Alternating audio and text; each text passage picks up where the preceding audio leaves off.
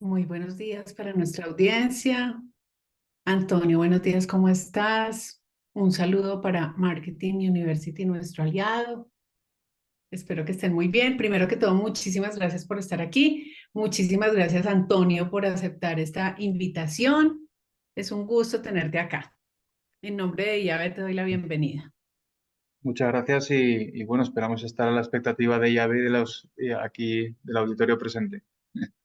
Ok, les voy a contar un poquito de Antonio. Antonio es ingeniero técnico industrial e ingeniero en organización, con maestrías en prevención de riesgos laborales, especialización universitaria en gestión de empresas, diplomado en estudios avanzados y doctor en economía y dirección y gestión en empresas. Es consultor y asesor en dirección especializado en pymes durante 9 años en España y jefe de relaciones gubernamentales de la empresa Media Plus Holding Limitada con destinos en Bélgica, Panamá y Colombia.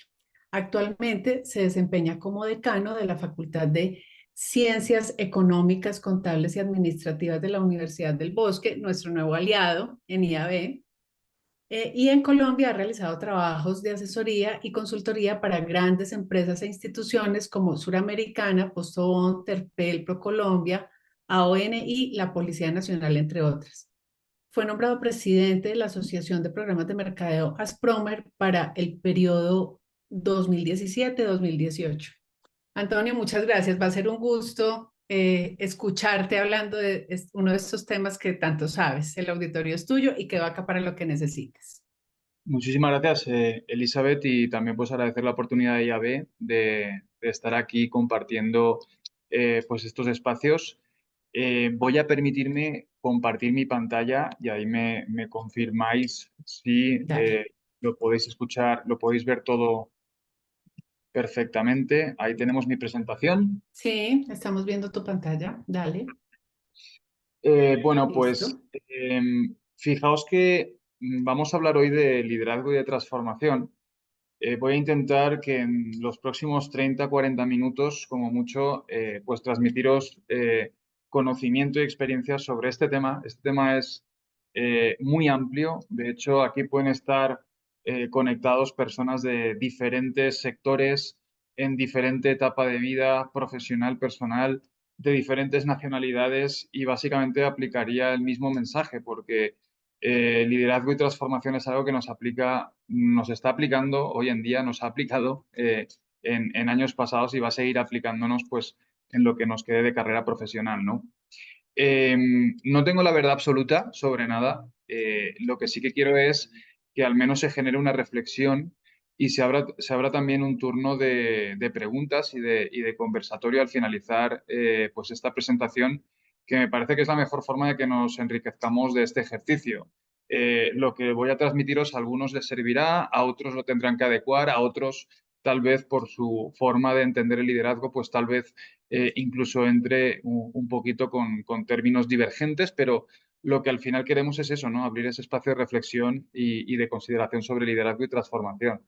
Quiero empezar pues comentándoles que nosotros como profesionales y también como personas estamos sometidos a una serie de factores estructurales, es decir, permanentes, y también coyunturales, que a lo mejor nos están aplicando ahora, tienen una temporalidad, pero luego pues desaparecen y aplican otros, ¿no?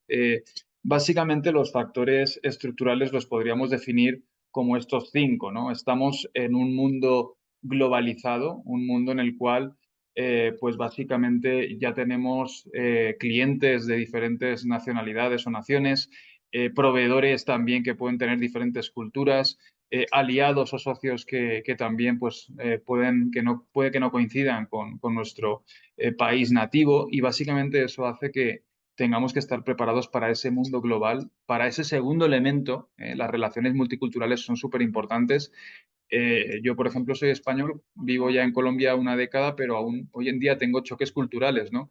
Y básicamente uno tiene que respetar esa cultura, aunque a veces nos cueste entenderla, ¿no? Y eso es importante y sobre todo con culturas que sean no como la nuestra colombo-hispana, que es muy parecida, sino tal vez de otras culturas más más distintas a la nuestra, como pueden ser, por ejemplo, no sé, las orientales, las africanas, etcétera, etcétera, si tenemos relaciones también comerciales con ellas, ¿no? También tenemos que prepararnos para trabajar en equipos multigeneracionales.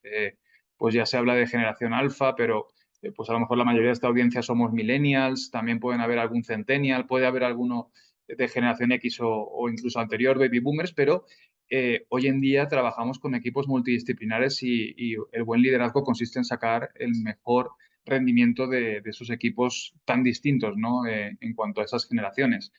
El tema de la tecnología, el elemento cuarto, también es fundamental. Ahora se habla de inteligencia artificial. Hace 2 años era el metaverso lo que estaba de moda. El COVID fue un gran acelerador tecnológico, nos guste o no, y hizo que nos digitalizáramos mucho en nuestro día a día y también en las relaciones profesionales y personales, pero lo que sucede y lo que va a suceder, obviamente, ahora con la inteligencia artificial, pues estamos todos con los ojos abiertos y a la expectativa de ver hasta dónde nos lleva, ¿no? Pues yo personalmente tengo muchas esperanzas en que sea un disruptor incluso mayor del que fue la tecnología celular o los smartphones en nuestra sociedad. Y luego el quinto elemento es la realidad profesional. Cada uno de nosotros está trabajando en un sector que puede ser muy distinto. Tenemos backgrounds académicos también distintos y eso hace que tengamos una serie de características propias e inherentes que nos hacen distintos y con códigos deontológicos, con asociaciones, con alianzas que pueden ser muy dispares de unos a otros, ¿no? Y luego tenemos los elementos coyunturales, que es la propia situación de Colombia y la situación del mundo. En Colombia, pues parece que el tema de la inflación que pegó fuerte el año pasado ahora está ya remitiendo y también en el mundo. Ahora se habla del tema de las reformas y un poquito la incertidumbre política, social, jurídica que pueden derivarse de ellas. Y también la situación actual del mundo, pues bueno, conflictos que tal vez o cosas que suceden tal vez en partes muy lejanas del mundo, pero que nos afectan, ¿no? Entonces, fíjense que nosotros como profesionales y también si ejercemos competencias de liderazgo, estamos sometidos a estos 5 elementos estructurales permanentes más los coyunturales que van apareciendo y saliendo y siempre hay en consideración algunos de ellos que nos afectan actualmente, ¿no? ¿Qué es lo que sucede? Si nosotros resumimos todo esto en, en- en un escenario en el cual nos estamos desarrollando, pues ya los expertos hablaban después de los años 80 de los entornos VUCA, ¿no? Seguro que han escuchado hablar de ellos, el acrónimo de volátil, incierto, complejo y ambiguo, pero después de la pandemia, incluso eh, se habló de entornos BANI, que eran como más complejos, si me permiten la expresión, digamos que esa fragilidad, ansiedad, esa no linealidad de esos ambientes BANI y esa dificultad para comprenderlos hace que nuestra tarea como líderes o como profesionales se complique. No creo que eso nos tenga que quitar el sueño. Creo que esos desafíos son interesantes y si todo fuera previsible, incluso sería aburrido. Pero sí que tenemos que estar listos a no estar en zonas de confort y a adecuarnos a esas situaciones que en el día a día nos van a suceder en lo profesional y que van a ser muchas veces situaciones que tengamos que resolver de ya para allá con un alto grado de incertidumbre y ojalá pues sin cometer errores o equivocaciones, ¿no? Eso es lo que nos ha tocado vivir. Tenemos que sentirnos cómodos en esos escenarios, ¿no? Un poquito aquí aparece la importancia del líder o del liderazgo, ¿no? Fijaos que si hablamos del concepto de líder, hay muchas definiciones, ¿eh? He cogido algunas de algunos personajes históricos, pero para gustos los colores, porque a cada uno de ustedes, los que están viendo esta proyección de definiciones, pues pueden sentir más afinidad por una o por otra, ¿no? A mí me gusta mucho la número 6, la de John Quincy Adams, cuando dice que si tus acciones inspiran a otros a soñar más, a aprender más, a hacer más y ser más, eres un líder, pero puede que algunos de ustedes consideren otras de las definiciones que aquí aparecen como la más afín a lo que ustedes son o para lo que ustedes significa el término de líder o de liderazgo. Fíjense que si yo intentara con mis palabras definir lo que es un líder, tal vez desde el punto más amplio lo definiría como una persona que hace converger los objetivos de la gente que lidera, es decir, de los liderados, con los objetivos propios, con los objetivos del líder. Es decir, que el líder al final lo que hace es guiar a la gente para conseguir unos objetivos que al final son los mismos que tiene esa persona, ese líder, ¿no? Claro, si entramos en términos de management, en términos empresariales, a esa definición le faltaría una tercera patita, que sería que el líder hiciera converger los objetivos de los liderados con los objetivos del líder con los objetivos organizacionales o de la empresa. Eso es lo que hace hoy en día en management a los buenos líderes. Persiguen sus objetivos que son los mismos de la organización y que también son los que tienen que compartir los liderados. Frente a eso hay muchas definiciones como las que hemos visto, pero yo entiendo que ese concepto de liderazgo podría ser un poquito el que les he compartido. Ojo, porque también aparecen conceptos interesantes que ya son incluso a nivel cultural, como puede ser el concepto de jefe versus líder o líder versus jefe, ¿no? Fíjense que aquí en Colombia, culturalmente, a la persona que ya tengo inmediatamente en un puesto superior, le suele acuñar el término de jefe o de doctor, ¿vale? Aquí en Colombia, si llevas corbata, ya eres doctor. Pero eso es cultural. En España, no sé si han tenido la oportunidad de trabajar en España, normalmente a los jefes se les llama por su nombre directo. Oye, Antonio, oye, Pepe, tal. O sea, es una relación un poquito más horizontal, pero reitero que esto es a nivel cultural, ese elemento que veíamos como segundo en lo que serían los elementos estructurales de entorno, ¿no? Fíjense que, obviamente, el concepto de jefe y líder, como yo lo entiendo, es que el jefe se basa más en mandar y obedecer los liderados. El líder se basa más en convencer o en persuadir, ¿no? Pero ya es una diferencia, repito, que sería apreciativa. Aquí el término que se acuña al superior, como hemos dicho, es jefe muchas veces, ¿no? Aunque también habría que preguntarse si todos los jefes son líderes o si todos los líderes son jefes, ¿no? Fíjense que cuando nosotros intentamos averiguar de qué está hecho un líder, de qué están hechos ustedes como líderes, son varios los elementos que tenemos que considerar. El primero es la personalidad. Y esto es muy importante que lo tengamos en cuenta. No todos somos iguales. No todos para ser buenos líderes tenemos que tener una personalidad tipo, sino que la personalidad es algo inherente al líder que no lo hace mejor o peor líder. La personalidad es la forma como el líder se relaciona o interactúa con su entorno y con su equipo de trabajo. Hay muchos elementos que nos pueden ayudar a determinar cómo es nuestra personalidad como líderes. Obviamente, si le preguntamos a nuestra mamá, a nuestro papá, nos va a decir que somos los más simpáticos y los más guapos del mundo. Eso no es un criterio objetivo. Hay que buscar herramientas que nos lo permitan. Y ahí tenemos muchas que se despliegan desde el campo de vista del talento humano, de la psicología, como pueden ser, por ejemplo, los perfiles DISC o los análisis PDA. Este, por ejemplo, es el resultado que yo tengo sobre mi propio perfil DISC. El de la izquierda es el que me hicieron, pues básicamente, el que me hice el año pasado en una aplicación que hay absolutamente gratuita que cualquiera puede entrar, ahí le tienen el link. Y el de la derecha es el que me hicieron para entrar aquí a trabajar a la Universidad del Bosque, eso fue en 2018. Fíjense que no ha cambiado mucho, son dos herramientas distintas, pero prácticamente los elementos que miden son iguales. Si nos vamos, por ejemplo, al perfil DISC, que es más conocido, pues ahí te mide 4 elementos de tu personalidad: dominancia, influencia, steadiness, ¿no? Que sería como la paciencia que tú tienes, y la C, que es el compliance, que es la sujeción o la conformidad frente a las normas. Si yo veo un poquito mi perfil, pues tengo una dominancia muy elevada, es decir, soy una persona que gusta mucho de la proactividad más de la reactividad. La influencia es el pico que tengo más alto, la influencia es cómo te relacionas con la gente. Yo soy más interactivo que pasivo, soy más hablador que escuchador. El steadiness es la paciencia, tengo poquita paciencia, y el compliance, la sujeción a las normas, es el que menos tengo. Es decir, yo no me encuentro muy cómodo en ambientes que estén muy regulados o muy reglados. Por ejemplo, yo no sería muy bueno con temas de auditoría o de calidad.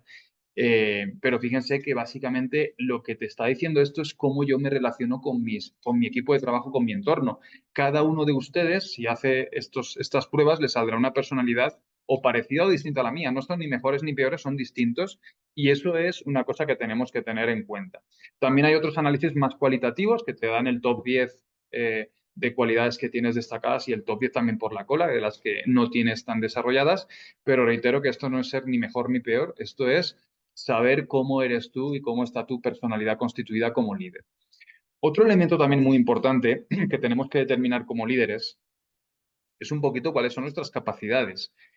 A mí me gusta mucho la teoría de las inteligencias múltiples de Howard Gardner, porque un poquito creo que rige cómo nosotros estamos constituidos en cuanto a nuestras habilidades, nuestras inteligencias, nuestros conocimientos. Fíjense que Howard Gardner dice que hay hasta 8 inteligencias. Nosotros muchas veces, aún en los colegios, vemos que No, el más inteligente es el que más rápido hace los cálculos matemáticos o el que mejor habla o escribe. No, esos son solo dos inteligencias. Hay hasta seis más que están más o menos desarrolladas. Y lo que tenemos que tener en consideración es que estas inteligencias, si bien tienen un componente innato nuestro de nacimiento, obviamente con trabajo se pueden desarrollar. Pero lo importante que también quiero que entiendan es que como líder, cada una de estas ocho inteligencias tienen lo que se llaman habilidades duras y habilidades blandas. Por ejemplo, yo no sé si ustedes recuerdan cuando aprendieron a ir en bicicleta. Nadie aprendió a ir en bici leyéndose un libro de Aprenda a ir en bicicleta en 100 páginas. No funciona así. Normalmente tuviste una charla de inducción donde tu papá o tu mamá o la persona que te enseñó te explicó las partes de una bicicleta. Estas son las ruedas, el sillín, el manillar, súbase, pedalé y veamos a ver qué pasa. Y lo que sucedió es que tú entendiste la teoría, pero te subiste y te caíste.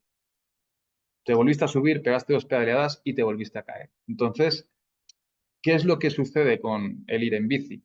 Lo que sucede con ir en bici es que tiene una parte teórica, tiene una parte de... el ir en bicicleta estaría encuadrado dentro de la inteligencia cinético-corporal, que es la que mide nuestro equilibrio o nuestro cuerpo y su relación con el entorno.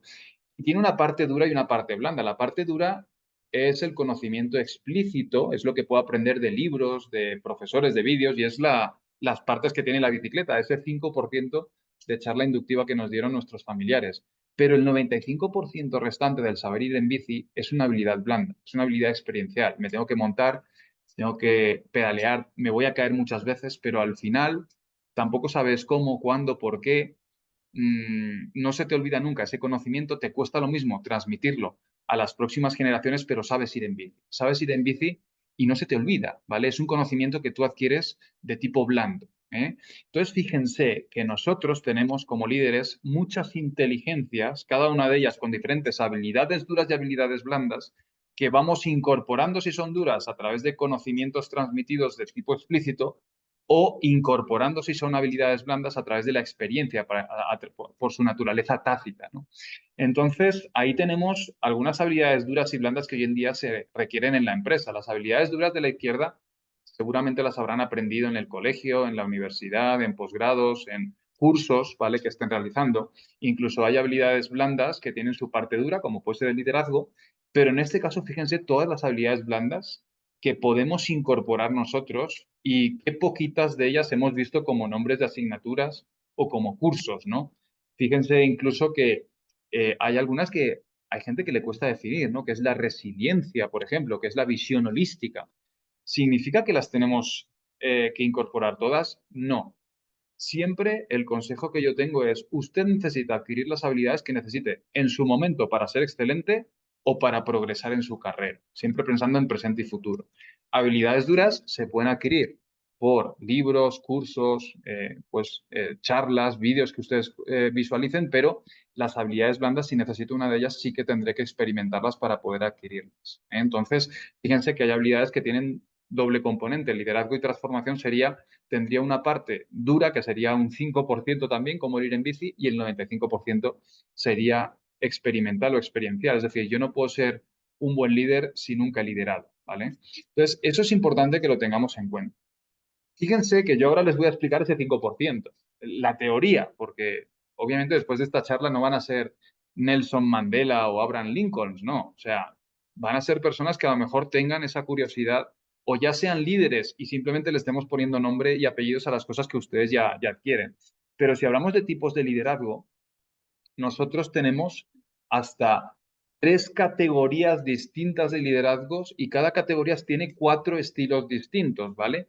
Los liderazgos clásicos, los interpersonales y los liderazgos que serían adaptativos, serían las tres categorías y cada una de esas categorías tiene cuatro estilos distintos. No es menester ahora de que me ponga a definir cada uno de ellos, porque eso yo ofrezco, pues, módulos en posgrados de liderazgo y transformación y estamos hablando de muchas veces de 24 horas de trabajo y talleres y tal.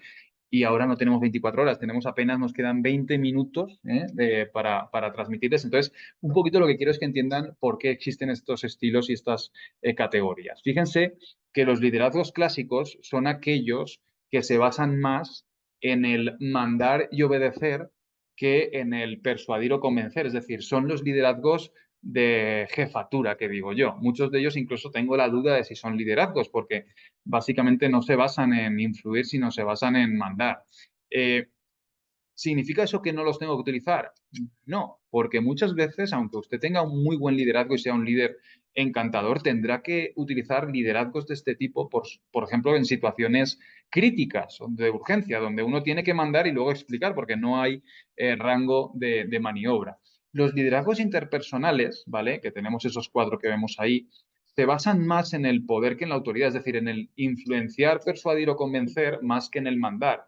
Por lo tanto, generan muy buen clima organizacional, pero también se tienen que dar en ambientes donde haya cierta estabilidad. Y aquí el líder sí que tiene que desarrollar muchas habilidades blandas, sobre todo de relacionamiento, de empatía, de persuasión o negociación.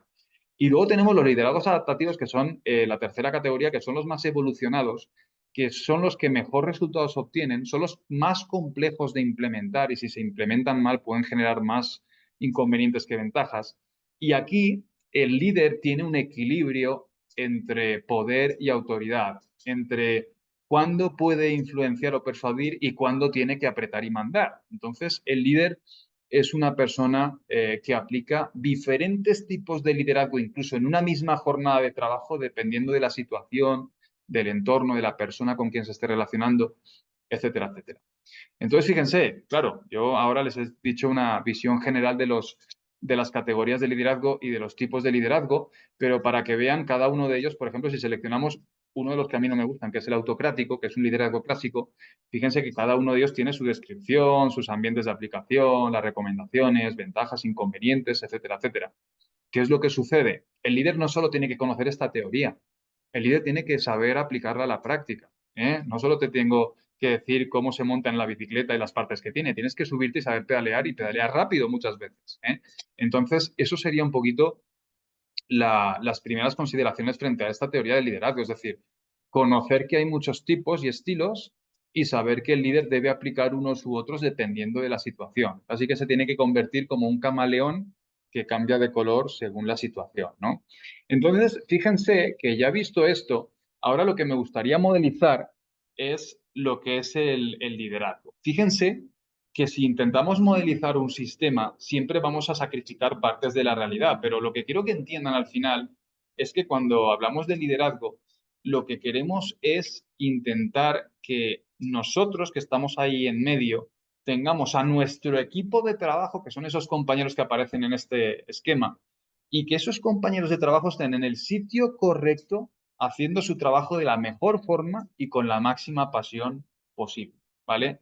Eso es al final es el liderazgo. Así conseguiremos que los objetivos de ellos converjan con los nuestros y converjan también con los objetivos que aguas arriba nos están pidiendo de la organización. Entonces, fíjense que como líder lo que tengo que intentar es, ven esas barritas que hay ahí de colores, pues tengo que intentar maximizarlas. Tengo que intentar que esos compañeros que tienen que hacer esas funciones, esa competencia y desempeño y esa satisfacción o felicidad estén al máximo.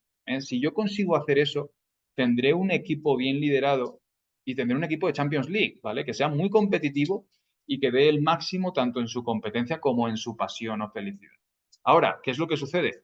Que normalmente en mi equipo de trabajo tenemos este escenario donde ven que las barritas no están al máximo, sino que pues algunos están al 30, al 40, al 50, al 80, etcétera, etcétera. Mi función como líder es intentar maximizar lo que serían esos estados de cada uno de mis compañeros del equipo de trabajo.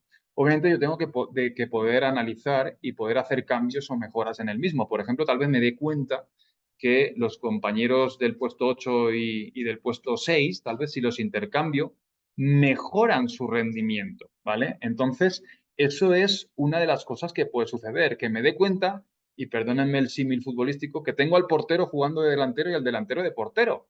Y obviamente, pues el delantero es muy mal portero y el portero es muy mal delantero. Cuando los intercambio, consigo que aumenten esa competencia y también esa satisfacción, felicidad. ¿Qué más me puede pasar? Bueno, puede ser que ubique al compañero 3 en el puesto 3 porque no tengo a nadie que sepa hacer esa función, tarea, responsabilidad, proyecto, iniciativa, lo que tenga que hacer en ese cuadro. Entonces, ¿Qué es lo que pasa? Que pues a ese lo tengo que dejar, porque como no hay nadie que lo haga esa función, pues lo dejo. ¿Qué pasa si tiene muy poco nivel? Pues tal vez le tenga que hacer desarrollo a través de capacitaciones o coaching, o en el peor de los casos tenga que reemplazarlo por otra persona, sea de un departamento de otra empresa o sea del mercado laboral. ¿Por qué? Porque si necesito un buen rendimiento en ese puesto y el compañero 3 no lo está dando, pues tendré que tomar decisiones.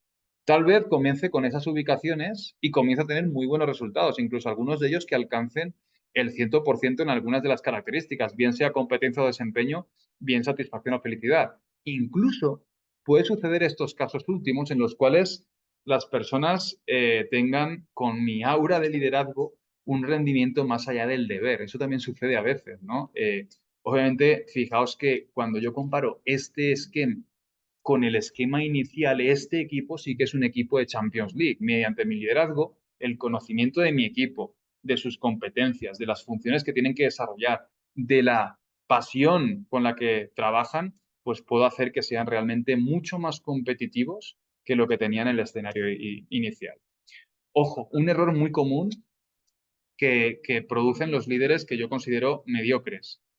Los líderes mediocres se rodean de gente peor que ellos, porque tienen como miedo a que a lo mejor si son mejores los reemplacen. Eso es un error. Es decir, el director de la orquesta, que es usted como líder, no tiene que ser el que mejor toque cada uno de los instrumentos que dirige.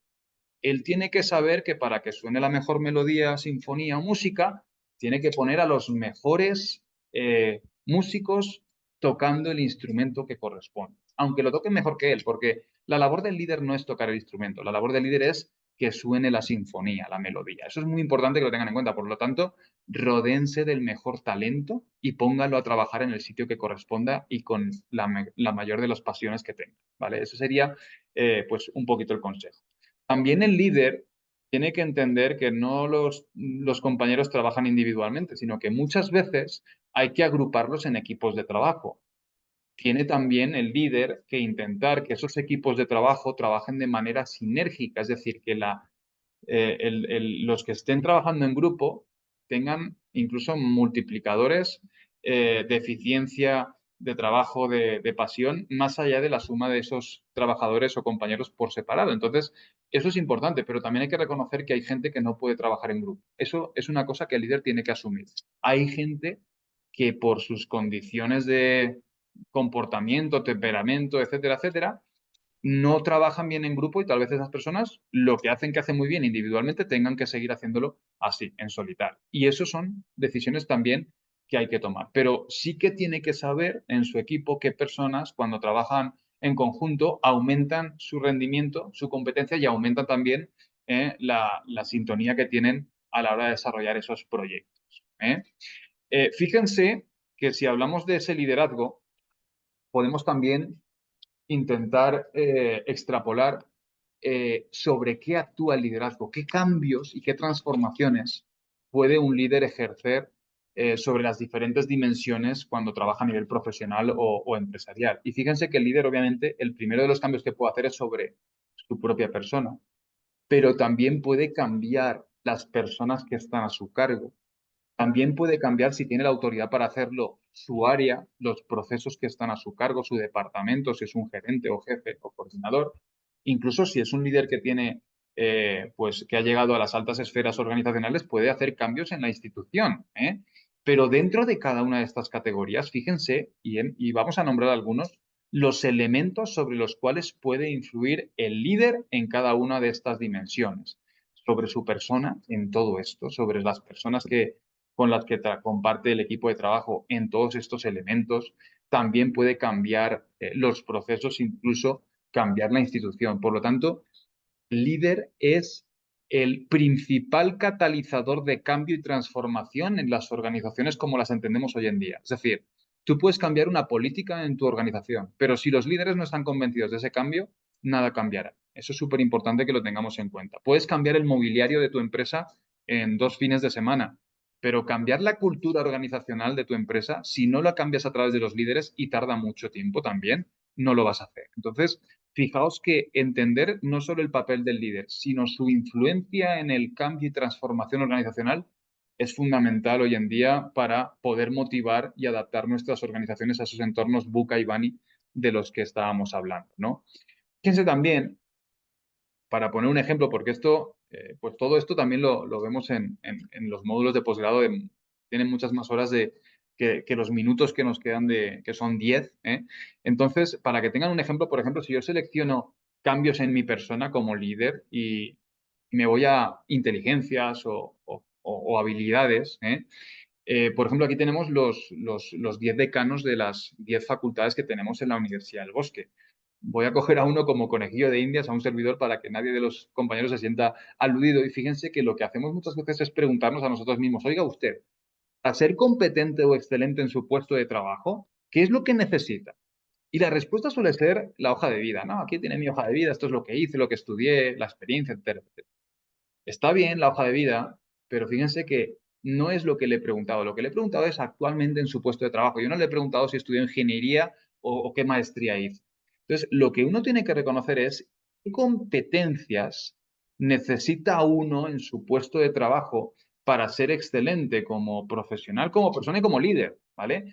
Por ejemplo, yo soy ingeniero, pero yo estoy ahora trabajando como decano de Facultad de Ciencias Económicas y Administrativas y son estas las competencias que me aplican. A mí aquí no hay diseño de mecanismos o de proyectos, no, mire usted, docencia, investigación, consultoría, extensión, liderazgo, gestión académico, administrativa y capital social son las 6 competencias que yo necesito actualmente en mi rol, en mi posición, para ser excelente. Y uno tendría que ver cómo tiene el desarrollo de esas competencias.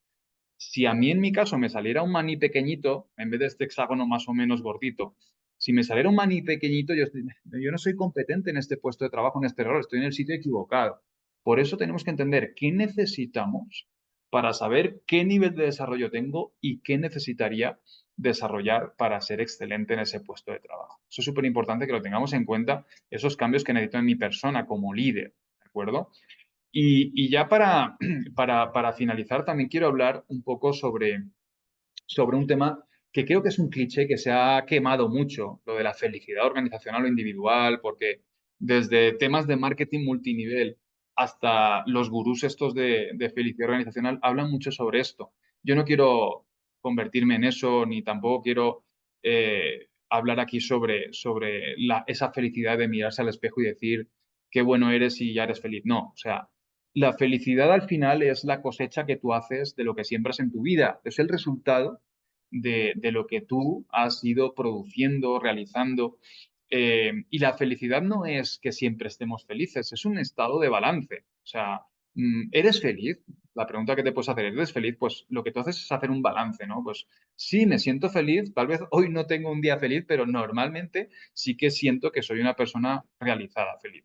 Pero lo que quiero deciros es que sí que es cierto que hay estudios que aseguran que la felicidad depende de 3 elementos. Y el primero de ellos, el mayoritario, el 50%, es el valor de referencia, es decir, es un componente genético, como también hay enfermedades como pueden ser la depresión o temas psiquiátricos que se heredan de los papás y de las mamás. La felicidad, dicen los estudios, que tiene un componente hereditario fuerte. ¿Significa eso que ya somos infelices de serie? No. El papá o la mamá no te habrán dado un 0% de componente genético en felicidad, pero tienen un componente que te afecta. El 10% es el primer slide que pusimos. El 10% son los elementos coyunturales y estructurales es el contexto donde te mueves. Solo el 10%. Esas personas que dicen, es que siempre me pasa a mí lo mismo, es que llueve sobre mojado, tal. No, eso solo es el 10%. Lo que te pasa en la vida es el 10% de tu felicidad. Y el 40%, que a pesar de ser minoría, yo considero que es lo más importante, es la actitud deliberada. Es como tú adoptas la actitud frente a lo que te pasa, frente a lo que heredas y lo que te pasa en la vida.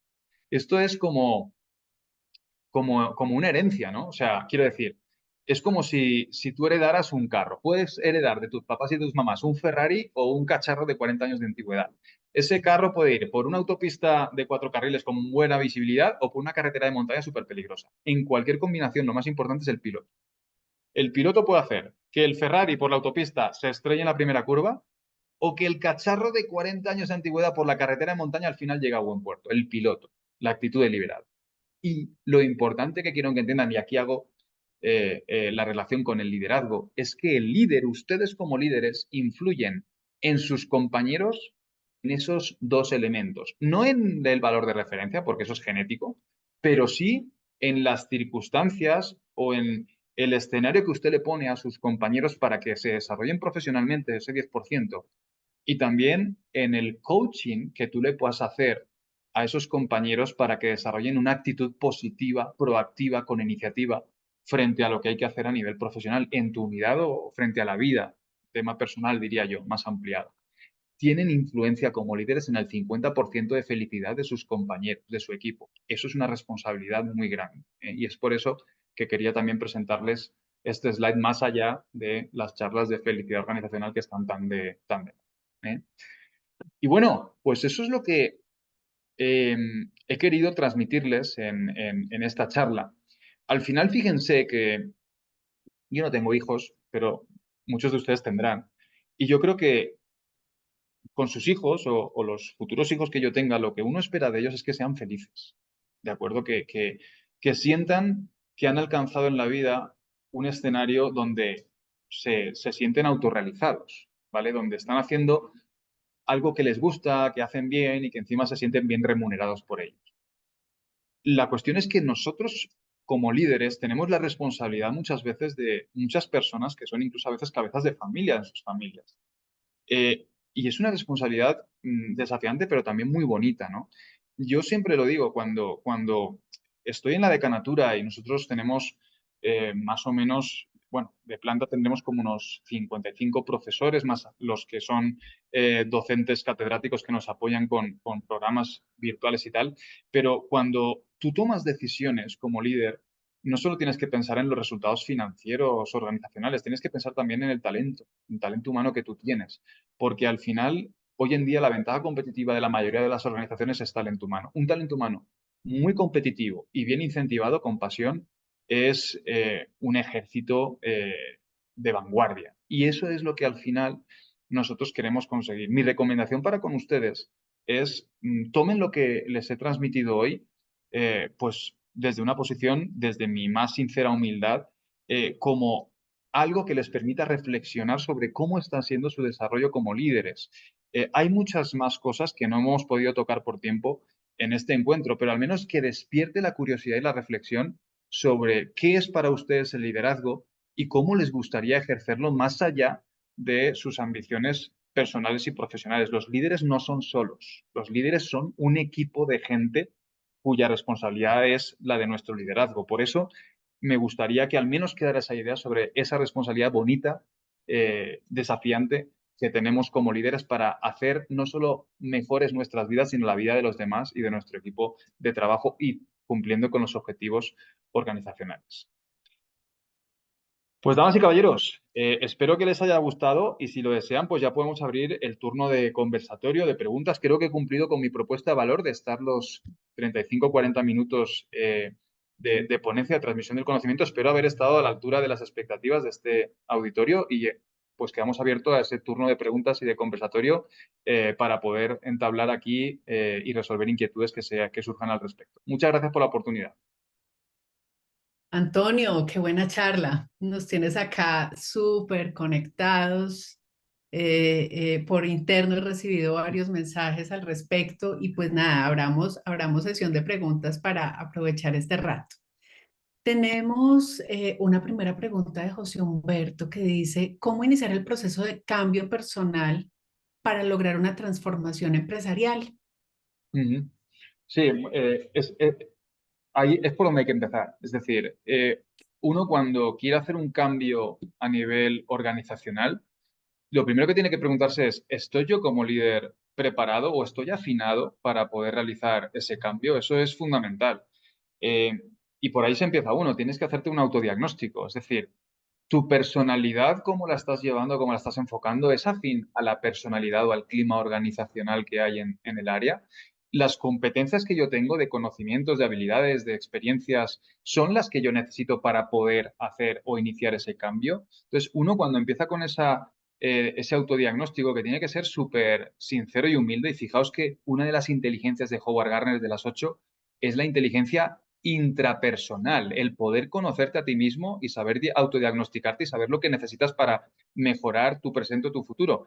Y por ahí hay que empezar. Entonces, por ejemplo, pues ahí, en cuanto a personalidad, tenemos esos test de personalidad que hemos visto ahí. En cuanto a conocimientos, tienes que ver lo que tienes y lo que te hace falta y así sucesivamente. Cuando ya consideres que estás listo, ya puedes comenzar ese proceso de cambio a nivel organizacional, pero no es algo que sea de la noche para la mañana. Yo, por ejemplo, cuando tuve la oportunidad de llegar a la Universidad del Bosque, a la facultad donde actualmente trabajo, pues tuvimos un año en el cual hicimos, sobre todo, intervenciones a nivel de clima organizacional porque estaba deteriorado. Y luego ya a partir de ese año comenzamos con lo académico y con otros proyectos, ¿no? Pero uno tiene que también saber dónde debe intervenir y qué es lo más necesario en ese momento para tu área o organización.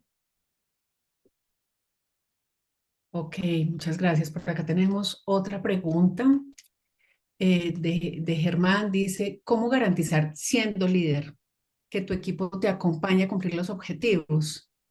Sí, eso también es una de las cuestiones que le sucede al equipo de trabajo e incluso al líder. Es decir, eh, yo no sé si a veces los que nos acompañan han sentido que los objetivos que tienen los valores no son convergentes con la organización donde trabaja. Y eso es un dilema. ¿Qué haces en ese sentido? O sea, adecuas tus valores y tu forma de ver a lo mejor la vida o el mundo a esos valores que tiene la organización?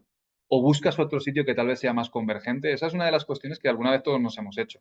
Lo ideal es que al final trabajes en un sitio que sientas que esos objetivos son compartidos, no solo por ti como líder, sino también con tus compañeros. Yo, por ejemplo, con los compañeros soy muy transparente a la hora de explicarles cuáles son los objetivos, los resultados esperados, los plazos, los responsables. Y me gusta mucho que se abran debates y diálogos donde a veces ellos pues me pongan sobre la mesa sus impresiones, que tal vez no sean compartidas en ese momento con las mías, y se establece un proceso interesante. Eso es un tipo de liderazgo que se aplica a veces en las organizaciones, que es el liderazgo democrático. Democracia en management no es votar. Hoy nos vamos todos a casa y todos levantan la mano y nos vamos a casa. No, democracia es que todos hablen, pero que luego haya un consenso y un direccionamiento por parte del líder, ¿no?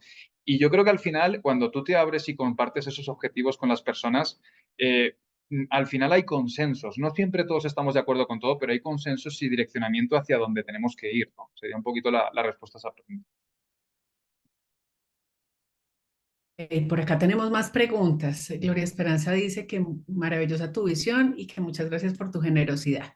Muchas Y gracias. KGP dice, ¿cómo lidiar con jefes que son líderes o que el equipo no lo reconoce como líder? Uf, es una pregunta también de esos dilemas existenciales que uno a veces ha tenido que enfrentar. Yo no sé si habéis escuchado esa frase de que la gente hoy no renuncia a sus puestos de trabajo, renuncia a sus jefes, ¿vale? Porque, como decíamos en el último slide de la felicidad, el jefe tiene muchísima influencia sobre el bienestar de la persona y sobre su autorrealización. Por eso, pues hay que preguntarse si usted no está conforme con su jefe. Voy a ir un poquito más allá. Si usted no soporta a su jefe, tiene que hacerse algunas preguntas. ¿Ese jefe es una persona que considero que va a estar mucho tiempo como jefe? Porque si es así y me toca aguantar, tal vez tengas que buscar otros horizontes, si consideras si puedes hacerlo, ¿no? Desde el punto de vista pues de la finanza, de las finanzas familiares, cuando uno quiere hacer una transición de un trabajo a otro, tiene que ver si tiene la estabilidad para poder hacer ese cambio, porque muchas veces estás buscando y tal. Pero claro, cuando tienes ese tipo de jefes, tienes que hacerte esas preguntas. Si a lo mejor el jefe va a estar una temporada porque es, yo qué sé, se ha nombrado temporalmente, etcétera, etcétera, pues a lo mejor aguantas el de eso. Pero yo la recomendación que os doy es que estéis con líderes y con jefes con los que sintáis armonía y que sintáis que os están haciendo crecer a vosotros también como personas, ¿no? Eso es el mejor de los escenarios y repito, hay que encontrarlos porque uno lo que no puede hacer es ser conformista y quedarse en una situación que no le va a hacer crecer y que encima le va a hacer erosionar incluso su salud, porque ya sabéis que muchas veces cuando el ambiente no es bueno, lo profesional se traslada a lo personal y el trabajo se convierte en algo que incluso nos puede afectar al tema de salud. Por eso busquen siempre el mejor sitio para desarrollarse ustedes como profesionales y como personas y eso implica el que tengamos y que busquemos y encontremos los líderes que nos van a permitir hacerlo. Ok, bueno, por acá hay otro montón de preguntas, muchas personas dándote las gracias por el abordaje, que superaste las expectativas. Y Luisa pregunta, sé que el liderazgo no es algo que nace innato, sino que se aprende. ¿qué tips podrías darnos para las personas que queremos ser líderes y no sabemos en qué parte del proceso estamos? Ujú. Sí, a ver, esto es importante porque dentro de la humildad que considero que debe tener el líder, eh, yo creo que, o sea, decir yo soy un buen líder no, ya es no ser líder, ¿de acuerdo? O sea, el líder al final, y yo creo que los compañeros que trabajan en la facultad lo saben, yo no me considero por encima o por debajo de nadie. Yo soy una persona que intento facilitar el que las cosas sucedan, ¿no? Entonces, cuando uno se pregunta en qué proceso de liderazgo estoy, lo que tiene que preguntarse es, bueno, ¿tengo personas a mi cargo? ¿Tengo procesos a mi cargo? ¿Tengo proyectos a mi cargo? ¿Iniciativas? ¿Tengo un presupuesto a mi cargo? Porque si las respuestas comienzan a ser afirmativas, usted ya está formándose como líder. La cuestión es que uno, cuando asciende en lo que es pues el plan carrera de cualquier organización, lo que hace es que cada vez maneja más gente, manejas más procesos, tienes más responsabilidades, tienes mayor presupuesto y lo que estás haciendo es crecer como líder. Entonces, uno tiene que hacerse esa pregunta y si las respuestas son negativas, lo que tienes que preguntar también es qué necesito para que esa respuesta sea afirmativa. A lo mejor es simplemente levantar la mano cuando surja un proyecto nuevo. Oiga, hay una oportunidad que va tal y cual. Yo levanto la mano y al final, al principio, a lo mejor empiezo con un proyecto manejando 3 personas, muy acotado, con poquito alcance, pero eso me comienza a hacer sparring para yo poder desarrollar mis habilidades de liderazgo. Lo que sí que está claro y lo que quiero, y he reiterado mucho en la charla es que uno, el liderazgo es liderando. Es decir, yo porque me lea el libro de Aprenda a ser líder en 100 páginas, no voy a ser Nelson Mandela cuando finalice. Uno tiene que soltarse y tiene que solicitar también esas oportunidades para comenzar a ejercer como líder, ¿no? Ok, por acá tenemos otra pregunta de Ángela. Ángela dice, ¿cuáles serían esos 3 puntos que tendrías en cuenta para abordar y apoyar la salud mental y emocional de los colaboradores que enfrentan ansiedad y depresión dentro del equipo? Mm. Eh, es una pregunta bastante interesante porque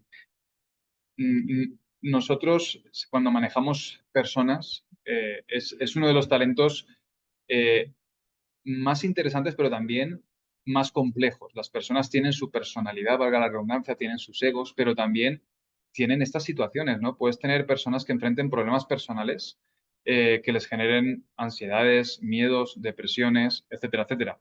Entonces, como líder, yo creo que debe ser la primera persona que intente hacer esa aproximación de qué le pasa, cómo le puedo ayudar, etcétera, etcétera. Habrán veces que tú lo podrás solucionar y tendrás la capacidad para hacerlo. Habrán otras que tendrás que dirigirlos hacia pues unidades que puedan realmente apoyarlos. Yo, por ejemplo, frente a un tema de depresión, yo la recomendación es obviamente que acuda a profesionales. Un tema de depresión es un tema serio, ¿no? Y yo no soy psicólogo, no me sentiría cómodo recomendándole aspectos que a lo mejor pues no domino, pero sí que el líder tiene que saber hacia dónde redireccionar cuando no está al alcance de su mano el poder resolver esos problemas, ¿no? Lo importante y lo que sí que puede hacer el líder es intentar generar climas organizacionales que minimicen la aparición de estas patologías, ¿no? Y eso creo que sí que es algo que está en nuestra mano. Pero cosas que sucedan de la oficina para afuera ya son elementos que pueden acontecer y no pueden ser influidos por el líder porque son cosas que nos suceden a todos, ¿no? Problemas o calamidades familiares que uno puede traer también a la oficina. Bueno, por acá tenemos otra pregunta. Dice Alexander, da un norte para empezar a mejorar el proceso de liderazgo. Sí, y recordar que el líder no solo es el norte, a veces tiene que ir hacia el sur, hacia el este, hacia el oeste, o sea, el líder tiene que ser muy adaptativo. Pero gracias por el comentario, Alexander. Y Carolina Hernández dice, ¿cómo trabajar con un jefe que su ego es mucho más grande e impone Mm. decisiones y muchas veces menos acertadas? Sí, es un poco la pregunta que analizamos al principio, ¿de acuerdo? No es un tipo de líderes que a mí me gusten mucho, los que tienen mucho ego y tal, porque además generan un ambiente muy creo que en Colombia decís lamboneo, ¿no? O de pleitesía, ¿no? Que lo que hacen a veces es que generar una camarita de gente que solo sabe decir que sí y no hay cuestionamiento porque entras en conflicto con el líder y ahí, pues no. A mí no me gusta este tipo de líderes Considero que pues dialogar con ellos, yo siempre intento pues poner las cosas sobre la mesa, aunque sé que puede haber un rechazo o una controversia con ellos cuando pues comienzas a contradecirlos. Eh, pero yo repito, yo intento acercarme a líderes que me puedan aportar, ¿no? Y por lo tanto a mí me gustan, por ejemplo, mucho más los líderes que son más asertivos, constructivos, democráticos, que estos líderes que tienen, pero he tenido jefes así, ¿eh? O sea, yo también he tenido jefes así y te puedo decir también que han sido motivo de cambios en mi carrera profesional, el encontrarme con líderes así cuando sobre todo sabía que tenía que trabajar con ellos y la perspectiva era trabajar durante muchos años. Yo prefiero irme a otros ambientes donde considere que puedo construir y puedo generar pues también réplicas que no sean siempre meros síes a lo que dice el líder. Bueno, Antonio, por el momento no hay más preguntas del público, pero yo tengo una pregunta. Adelante. ¿Tú qué recomendación le darías a las organizaciones para empezar a trabajar temas de diversidad, inclusión y equidad? Tú. Yo creo que eso es algo que ha tardado en llegar a nuestra sociedad y a nuestras organizaciones, ¿eh? Creo que hay países que a lo mejor incluso tienen unos avances muy significativos que podríamos nosotros pues poder incorporar, porque en este tema y en muchos temas la rueda ya está inventada y lo que tenemos que hacer es adecuar buenas prácticas de otras sociedades que a lo mejor ya tienen muchos más avances. Hablo, por ejemplo, de norte de Europa, donde todos estos procesos ya están súper integrados y ves que las brechas, por ejemplo, por coger una, la de género, entre puestos de trabajo y directivos es mucho más cerrada que la que puede haber, por ejemplo, en países latinoamericanos o latinoeuropeos, ¿no? Eh, yo lo que creo es que los líderes también tienen eh, esa parte de responsabilidad para que estas cosas sucedan. Yo, por ejemplo, me considero también una persona que soy muy abierto y no valoro a nadie ni juzgo por temas de género, credo, política, orientación sexual, etcétera, etcétera. Para mí son personas y básicamente hay que tratarlas como tal. Pero sí que es cierto que desde la integración, por ejemplo, de comités, nosotros tenemos en la facultad un comité de equidad, igualdad y género, también tenemos a nivel institucional la unidad respectiva, un centro que habla al respecto. Y lo que haces al final con eso es comenzar a permear una cultura, ¿vale? La cultura, como decíamos, no es inmediata, no es de un día para otro, pero al menos va estableciendo aguas abajo una serie de, digamos, comportamientos frente a estos colectivos que yo creo que tienen que ser de integración, ¿eh? Y es la recomendación que yo doy. Esto no, creo que no es una cosa que vaya a ir para atrás, esto va para adelante. Y por lo tanto, cuanto antes las empresas tomen conciencia de esto, si implementen en sus líderes, con estos comités o centros, esas estructuras que permitan cambiar o moldear esa cultura, pues mejor. Ok, y por acá nos llegaron otro par de preguntas. Dice Ujú. Ricardo, ¿qué opina de un líder que no pide exceso, qué opina que un líder no se pida excesos de asesorías y cambie de opinión? A ver, entiendo que está diciendo que nos dice una cosa y luego cambia de opinión por otra. Sí, bueno, Sí. yo aquí lo que, lo que recomiendo es que quede todo por escrito. Porque hay líderes también que las palabras se las lleva el viento, te dicen esta mañana A y en la tarde te dicen B, ¿vale? Entonces, yo soy una persona también muy de palabra, me gusta con mi equipo pues dejar todo, o sea, generar una confianza de que la palabra vale, pero también hay cosas que obviamente para que no se olviden, pues uno envía el mail o genera el acta en la citación de calendar de lo que uno espera, etcétera, etcétera. Pero frente a estos casos, si veis que las palabras se las lleva el viento, que quede todo por escrito cordialmente, ¿no? Apreciado jefe, como se comentó en la reunión de esta mañana, vamos a hacer esto, esto y aquello, ¿vale? Y así, si luego cambia, no, mire usted que el correo de las 10 dice esto, ¿eh? Ok, muchas gracias. Y Alejandro Aguilera, bueno, aquí Ricardo Ah, está vale. Yo creo complementando, que solicite sí, exceso de asesoría. sí, lo que creo que está diciendo Ricardo es que se deje mucho aconsejar y cambie dependiendo de las versiones que le están diciendo, ¿vale? Bueno, creo que va por ahí, Ricardo. Lo que tiene que hacer un líder también es obviamente saber escuchar, pero al final el líder tiene que tomar una decisión, ¿vale? La decisión que tiene que tomar el líder, el juicio que tiene que tener el líder es de todo lo que ha recogido, lo mejor en ese momento para el proyecto, proceso, iniciativa, organización, área donde esté trabajando. Yo también he conocido líderes de los que identifica Ricardo, que le dice la persona una cosa y, pues hay que hacer esto. Y luego le dice a otra persona otra cosa, no, perdón, hay que hacerlo otro. Y van cambiando dependiendo de la escuchita que les van dando a la oreja izquierda o a la derecha. Y no, o sea, a mí me parece que el líder tiene que escuchar, pero tiene que tener el juicio para saber cuándo es por la izquierda, cuándo es por la derecha, cuándo es por el centro, etcétera, etcétera. Entonces, eso es también importante. ¿eh? Creo que iba por ahí la Listo, de, la de Ricardo. vamos. Ok, vamos con la pregunta de Alejandro Aguilera. Hola, Alejo. Dice, la industria publicitaria va a un ritmo vertiginoso, en especial con la adopción de nuevas tecnologías. Considero que existe poca gestión del cambio, o al menos con metodología y profesionales que planeen los grandes cambios organizacionales. Ujú. ¿Podría explicar en qué circunstancias se debe hacer una mejor planeación en la gestión del cambio?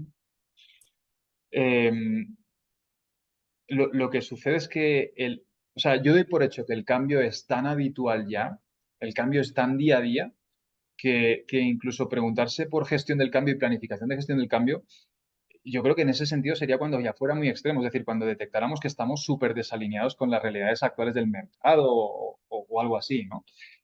¿Por qué digo yo esto?